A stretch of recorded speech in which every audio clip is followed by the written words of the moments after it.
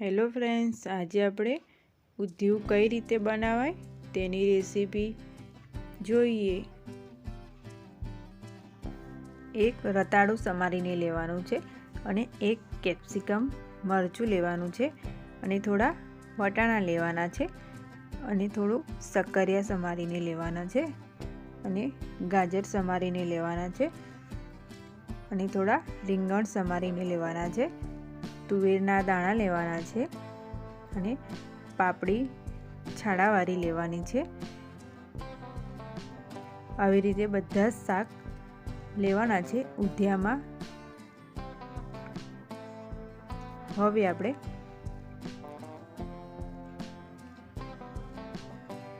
પાપડી, તુવેર અને વટાણાને બાફી દઈશું. વઘાર કરી દેવાનો છે. 1 ચમચી હળદર નાખવાની છે. સ્વાદ પ્રમાણે મીઠું લઈ લેવાનું છે અને થોડું પાણી રેડવાનું છે. ત્યાં સુધી આપણે વઘાર કરી દઈશું બીજા બધા શાકભાજીનો. તેલ તમારે વધારે લેવાનું છે. 1 ચમચી રાઈ નાખવાની છે અને થોડા તલ લેવાના છે.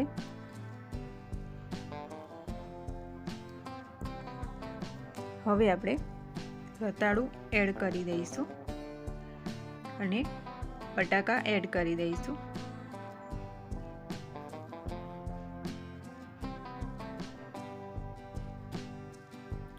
હવે શક્કરિયું એડ કરી દેવાનું છે. આવી રીતે બધા જ શાકભાજી એડ કરી દેવાના છે. મારી ચેનલ ઉપર નવા આવ્યા હોય તો લાઈક અને સબસ્ક્રાઈબ કરી દેજો. હવે મિક્સ કરી દેવાનું છે.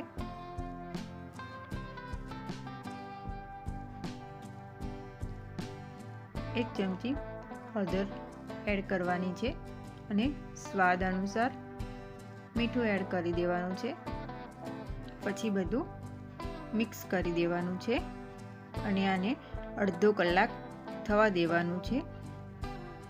બધા જ શાકભાજી કઢાઈયામાં જ વઘાર કરવાનો છે તો એનો સ્વાદ સરસ આવશે.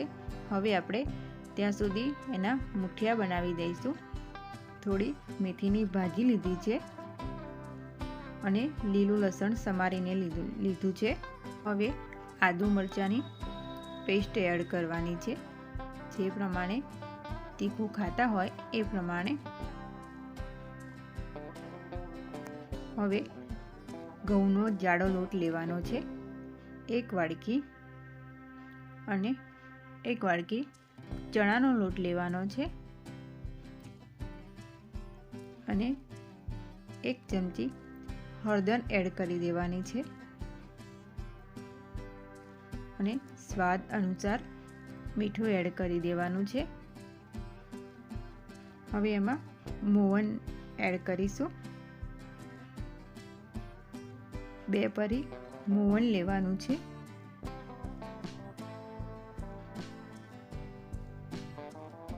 હવે એને થોડા ગળ્યા જ કરવાના છે એટલે આપણે 2 ચમચી ખાંડ લેવાની છે. મુઠિયા થોડા ગળ્યા હોય તો સરસ લાગે છે એટલે થોડી ખાંડ લેવાની છે. હવે બધું જ મિક્સ કરી દેવાનું છે.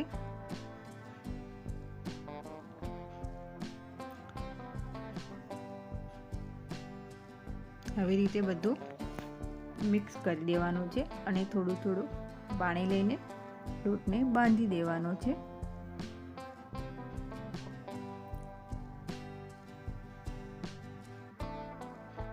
આવી રીતે લોટ બાંધી દેવાનો છે. ભજીયાના ખીરા જેવો થોડો જાડો રાખવાનો છે. આવી રીતે લોટ બાંધી દેવાનો છે.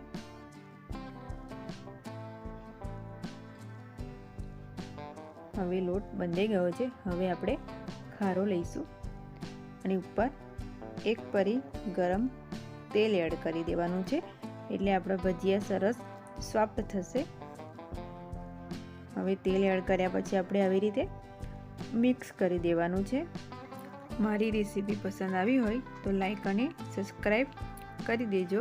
હવે આપણે તળી લઈશું. આવી રીતે નાના નાના ભજીયા મૂકવાના છે.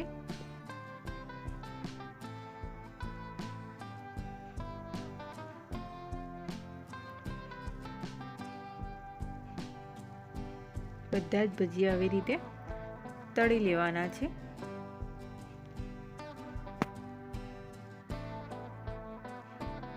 જાડો લોટ છે ઘઉંનો, એટલે ભજીયા થતાં થોડી વાર લાગશે.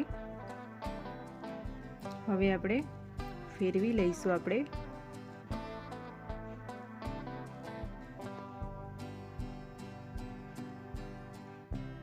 હવે થોડી વાર થવા દઈશું.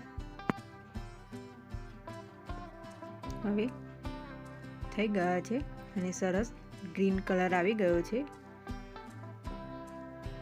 હવે બધા જ ભજીયા તળાઈ ગયા છે. મારી રેસીપી પસંદ આવે તો તમે પણ ટ્રાય કરજો. હવે આપણે શાકનો મસાલો કરી દઈશું. 2 ચમચી તીખું ખાતા હોય એ પ્રમાણે મરચું એડ કરી દઈશું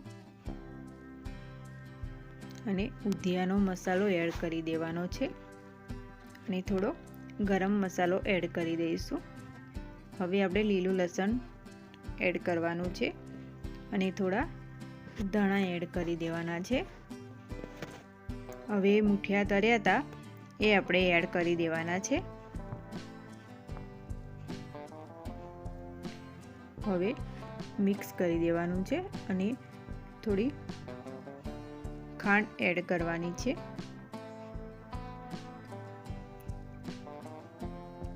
બરાબર આવી રીતે મિક્સ કરી દઈશું. હવે આપણે તુવેર, પાપડી અને વટાણા બફાઈ ગયા છે એ એડ કરી દઈશું. હવે મિક્સ કરી દેવાનું છે. બરાબર આવી રીતે મિક્સ કરી દેવાનું છે. હવે આપણે ઊંધિયું સરસ બનીને રેડી થઈ ગયું છે. એકદમ સહેલી રીત છે, તમે પણ જરૂરથી ટ્રાય કરજો.